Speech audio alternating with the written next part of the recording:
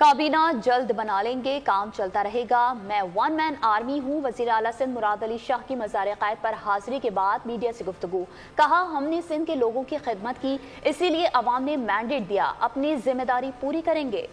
آصف زرداری اور بلاول بھٹو کی رہنمائی میں عوام کی امیدوں پر پورا اتریں گے، کوشش ہے کہ لوگوں کو تکلیف کم سے کم ہو۔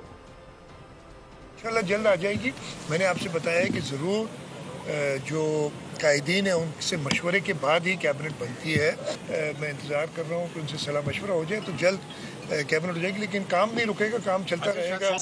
میں ون مین آرمی ہوں۔ اس صوبے کے عوام نے پاکستان پیپلز پارٹی کی خدمت کو سراہا ہے اور وہ آپ کو الیکشن کے رزلٹ میں پتہ چل گیا ہے۔ ہم نے سندھ کے لوگوں کی خدمت کی ہے اور سندھ کے لوگ دیکھ رہے ہیں کہ کون ان کے دکھ سکھ میں ان کے ساتھ ہوتا ہے، کون ان کی فلاح بہبود کے لیے کام کر رہا ہوتا ہے۔ لیکن اب جو انہوں نے اتنا بڑا مینڈیٹ ہمیں دیا ہے تو ہمارے اوپر ذمہ داری بھی اسی حساب سے بڑھ گئی ہے، اور میری کوشش یہی ہوگی کہ میں اپنی ٹیم کے ساتھ چیئرمین بلاول بھٹو زرداری اور صدر آصف علی زرداری صاحب کی رہنمائی میں ان لوگوں کی امیدوں پہ پورا اتروں جنہوں نے ہمیں اتنی کامیابی دی ہے۔